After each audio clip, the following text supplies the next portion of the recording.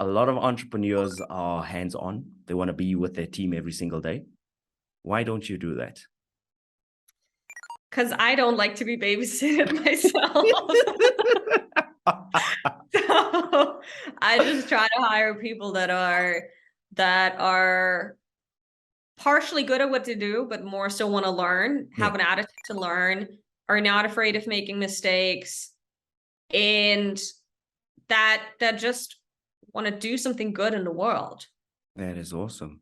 That is awesome. That is an awesome requirement for hiring people. And it's funny you should say that, because I'm exactly the same. I hired a copywriter from, I think he was from Manchester. So the guy comes to me and he's like, Devon, okay, you want me to do this copy for your landing page? When do you need this by? You know, how would you like me to do that? How would you? I said to him, dude, I don't care if you go into the woods and if you get the inspiration if you go camp in the woods for 2 weeks and you feel like you're inspired, bring it to me when it's ready, because I trust you. And he said he'd never worked with someone who just let him do what he wants to do. Like I think a lot of entrepreneurs have this thing whereby they want to control every single step and every single click and every single word. But sometimes you just need to let people, you have to trust people. I think that's the operative word. You have to trust people and let them get on with the job of getting on with the job. Yeah, and I mean, you yourself feel if it's not the right fit, and that's absolutely normal. That can happen as well, right? So yeah, go with your feelings, see what feels good. If the person does the job, and if the person's working style is so different from you that it just doesn't work, well, then it doesn't work, and then there's a better opportunity for them and for you. Yeah. Right. Yeah, that's so true. And you've done a lot of business mentoring as well, am I right? Yeah. Tell me more about that. So not just that I try to mentor like anybody I work with to some extent, but I always mentor some young people on the side, and I've mentored entrepreneurs all over the world for the past years, sometimes through organizations like Grow Movement or when we were at Google, and sometimes just like as much as I can on the side. Yeah. So I think what a lot of people lack in this situation is that they don't have anybody they could ask or that they could talk to reliably, because if we look at the position of an entrepreneur, they're already at the top. Yeah. So, and at the top, it gets very thin in terms of the people that you can work with, talk to, and trust. Yeah.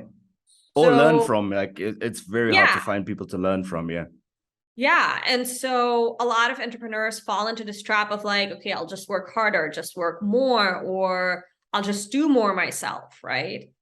Without knowing what to do. Really, that there are better ways. Yeah. Yeah. And I mean, if you go to Instagram, I think right now, if you type in work hard as a hashtag, it has like over 35 million posts. Like if you go on YouTube, you'll see work hard, work every waking hour, you know, like don't sleep and, you know, just like be productive every hour of the day. But that's just not how life works. Right. So, yeah. I was a victim of hustle culture when I started off, because I had like this hustle culture in my mind, you know, work hard and stuff like that. And I ended up working 16-hour days back to back for about a year and a half. And eventually I ended up in hospital, didn't learn my lesson, came back out, ended up in hospital again, didn't learn my lesson, came back out. And by the third time I was like, you're always burnt out.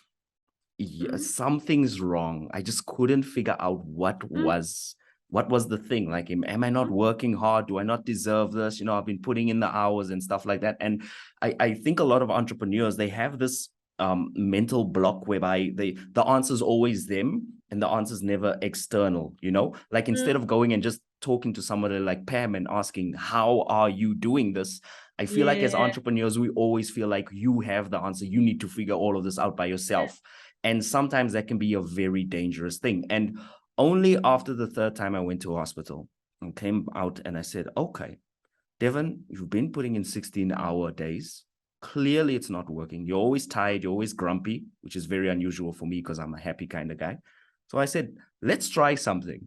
For the next week, you're not going to work hard at all.